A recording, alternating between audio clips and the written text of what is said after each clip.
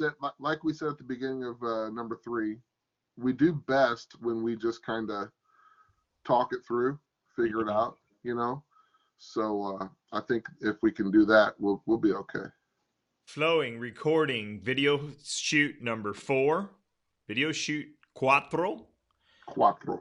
And as we prepare, we shoot up about 20 seconds, 30 seconds going live. Check 1 2 mic check 1 2. Everything's adjusted. Today we are here. Welcome. Thank you for joining us for our 4th podcast. If you've missed 1, 2, and 3, you've missed a bunch. You're out of integrity with Jamie and I. Jamie, Yeah. thanks for joining us. We've hit some great topics. I got Jamie Morgan on the line from St. Paul, Missouri again. Welcome, Jamie. Hey, thanks for having me. We're really excited about these podcasts. We want to thank you for joining us again. Our heart is to bring a message to you of transformation, bring a message to you of commitment, and what we're really committed to is committed to seeing your life be transformed, work, and have workability installed into it. And some of the hot topics that we've talked about in the past 3 podcasts is we've talked about integrity, moral integrity versus working integrity. So if you missed that, you're really going to be lost for parts of this, I'm sure. What's moral integrity versus working integrity? If you've caught it, you know it's flowing us down the road of apologies. We've talked about a 6-step apology and what that looks like. And we've talked about unforgiveness and how messy that can be, how that flows into bitterness and resentment. And we're going to talk more about that in the next couple podcasts. And what we're flowing into today is expectations, pastors being overwhelmed, and the fact that they think that they have all these unmet expectations, that the congregation expects a lot. Of course, in business, we run across this as well. The bosses, the managers, the salespeople, the secretaries, the administrative staff, we all have these expectations maybe of too much to do. So here we go, here we flow, and I'm going to hit you with a quote from Andy Stanley's book, Choosing to Cheat. Daily, you make decisions to give up one thing in order to gain something else. This is especially true within the arena of your schedule.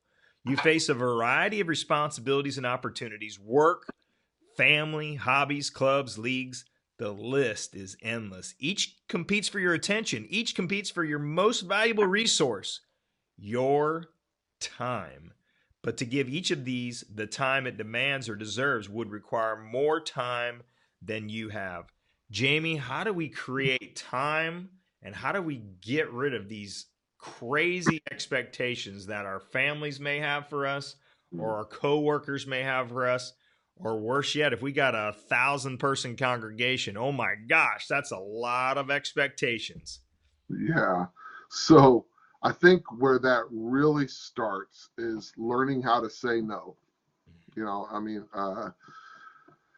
when you consider what expectations really look like, we're allowing someone else, the congregant, our wife, our child, you know, our boss, even, you know, our employees, if that's what we have as well.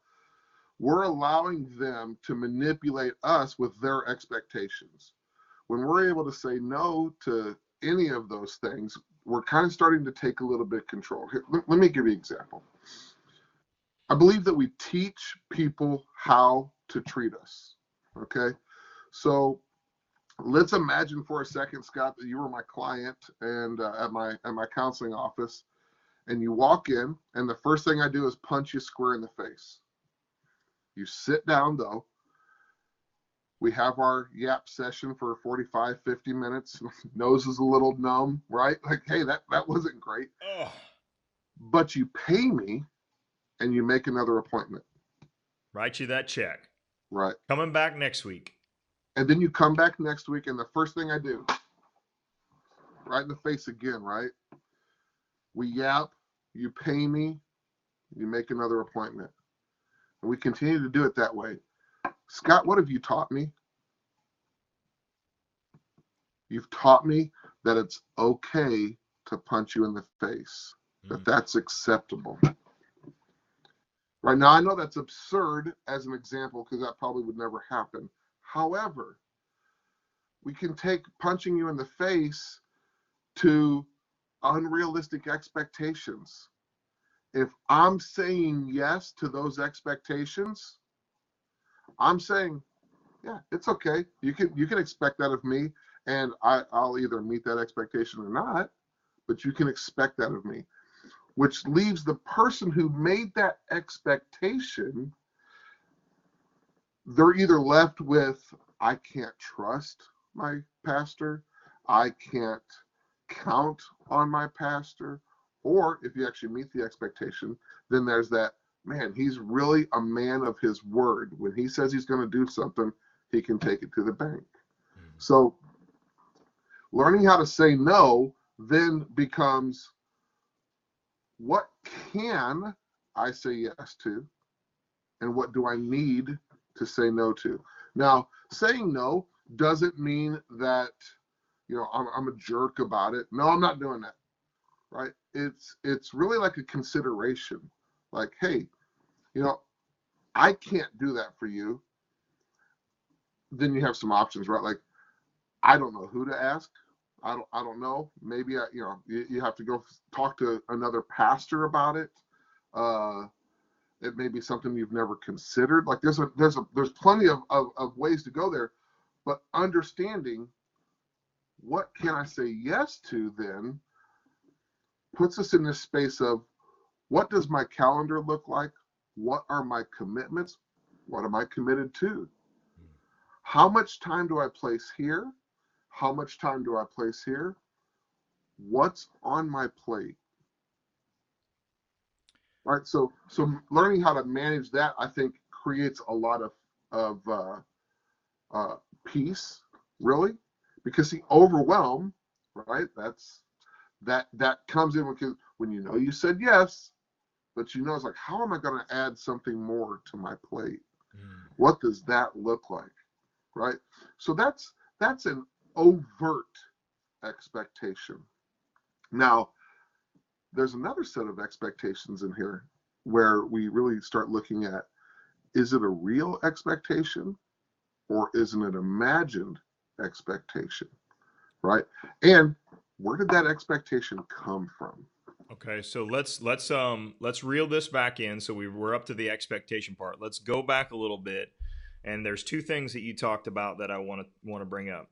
You talked about taking control, and what I heard you by saying that is, we don't want people to think we want you to be a control freak, even though I may be or you may be. But the reality is when we talk about taking control, we're talking about taking control of your schedule and taking control of what you can say yes and no to, being in Mm-hmm. control of that.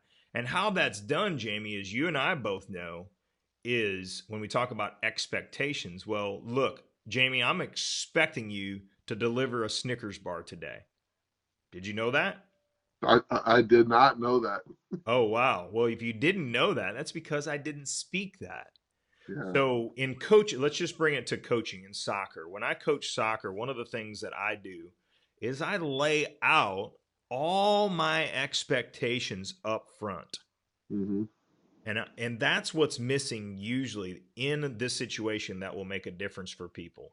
When you hear somebody talk about expect, I thought, well, you're talking about something that it's not been spoken about. It's an unspoken word that is in your mind Mm-hmm. on both ends of that conversation. So how I bring this back, and you tell me if you've ever done this, is I bring it back to, what are the rules of your game? Mm, Are that's you good. playing life? Are you playing sorry? Mm-hmm. It works in marriages, it works in coaching soccer teams, it works in churches, it works in businesses. Yeah. Have to lay out our commitments. We have to lay out the rules of our game. And we're going to wrap this podcast up. We're right at 10 minutes. We want to thank you for joining us. Again, we've started to unravel. Hopefully, we've got you thinking. We flowed down this road of integrity. We flowed down into this road of expectations. And we want to get you to the point where we can see that you don't have to go to work. You don't have to go to church. You don't have to stand up there on the stage in a church and have these thoughts of, oh my gosh, I have way too much to do. We want you to be able to focus on what you're committed to and not have people be resenting you Mm. for the expectations that they have for you, or you being guilty for not being able to meet their expectations. So we're wrapping up this fourth podcast. Thank you for joining us. We're going to flow into podcast number 5. So make sure if you missed any of these, you go back and watch 1, 2, and 3. My name is Scott Mueller. I didn't even say where I'm from today. Working with a company called 30 Pastors. The name of my company is Bones Consulting. And Jamie Morgan, tell us how we can get a hold of you. Yeah, so myfamilycounseling.com, or you can email me at myfamilycounselor@gmail.com. And you can email me, Scott at 30pastors.com. Thanks so much for joining us. Podcast number 4. We'll look forward to seeing you here at podcast number 5. Cinco.